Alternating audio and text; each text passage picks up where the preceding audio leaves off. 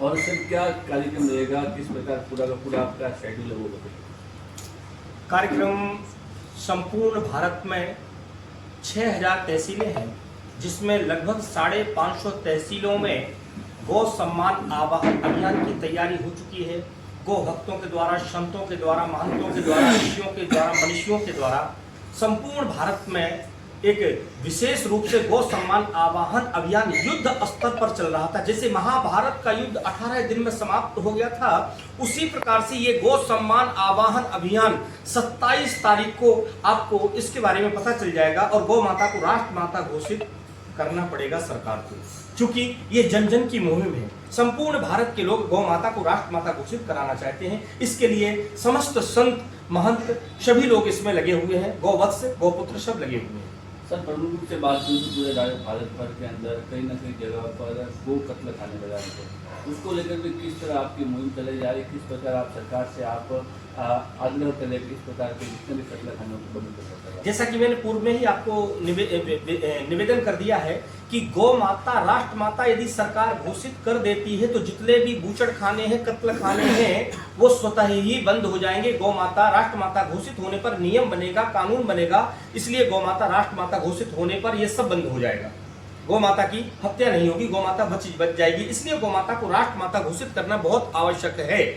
आज शेर राष्ट्र पशु है, क्या उसको कोई खुलेआम मार सकता है? लेकिन जिसे हम माँ बोलते हैं, जो हिंदुओं की माँ है, जो जहां से हमें संस्कार मिलता है, उस माँ को बलि वेदी पर आज प्रातः काल से सूर्योदय से लेकर के संध्या कालीन तक 80 से 84 हजार गौ माताओं को काट दिया जाता है। समस्त भारतवासियों को उसका दोष लग रहा, उस दोष की निवृत्ति के लिए सरकार से हम ये आह्वान करते हैं कि गौ माता को राष्ट्र माता घोषित किया जाए। इसके लिए बृहद रूप से जगह जगह, गली गली में, गांव गांव में, मोहल्ले मोहल्ले में गौ सम्मान आवाहन अभियान चल रहा है। 2000 संत अपना सब कुछ छोड़ करके, मठ मंदिरों को छोड़ करके मात्र गौ सेवा के लिए निकल चुके हैं। ये संतों के द्वारा चलाया जा रहा अभियान है।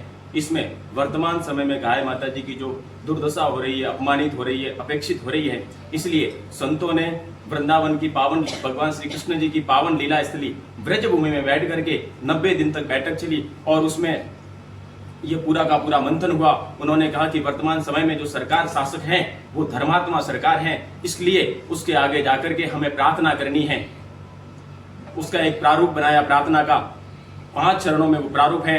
उसमें पहला है 27 अप्रैल 2026 के दिन एक साथ में एक तहसील से करीबन 15 से 20 हजार लोगों के द्वारा एकत्रित होकर के कीर्तन करते हुए और तहसील हेडक्वार्टर जाकर के तहसीलदार अथवा एसडीएम साहब के माध्यम से प्रार्थना पत्र देकर के प्रार्थना करनी है। उसके बाद में 3 महीने का सरकार को ये कार्य करने के लिए समय देंगे। उसके बाद में कि सरकार की तरफ से आशा अनुकूलित उत्तर नहीं आता है तो फिर से प्रत्येक जिला कलेक्टर के माध्यम से जिले से फिर से इन चारों महानुभावों को प्रार्थना पत्र देकर के प्रार्थना करेंगे। ये प्रधानमंत्री जी, राष्ट्रपति महोदया, राज्यपाल महोदय जी और मुख्यमंत्री जी के नाम 4 प्रार्थना पत्र देकर के और नाम नंबर से लिखित में करीबन एक तहसील से 50,000 सिग्नेचर नाम नंबर से करा करके प्रार्थना पत्र के रूप में और वो उनके साथ में प्रार्थना पत्र के साथ में सबमिट करके उनको दे देंगे।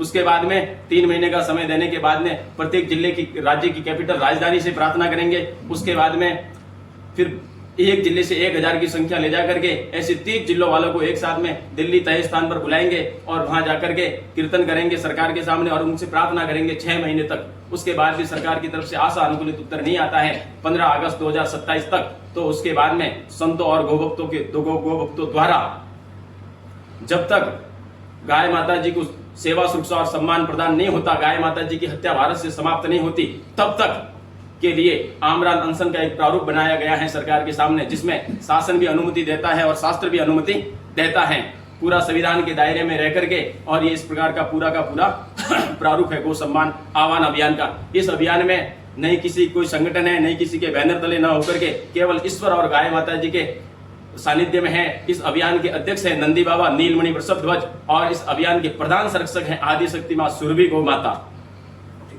ये अभियान गौ सम्मान आह्वान अभियान संतों के द्वारा चलाया गया है। सभी साधु संतों का एक ही लक्ष्य है कि हमारी गौ माता जी को राष्ट्रमाता घोषित कर दिया जाए।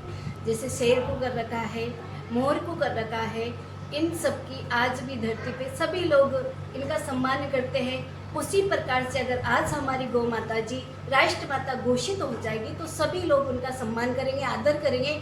जिन गौ माता जी के तन में 33 कोटि देवी देवता विराजमान रहते हैं, जिस भाव से सेवा होनी चाहिए वो सेवा हो नहीं रही है। अगर राष्ट्र माता घोषित हो जाती है, सरकार उनको एक पद दे देती है, तो कहीं ना कहीं गौ माता सुरक्षित हो जाएगी और सम्मान रूप से हर घर में उनकी पूजा सेवा जिस भाव से होनी चाहिए थी वो शुरू हो जाएगी। जय गौ माता, जय गौ।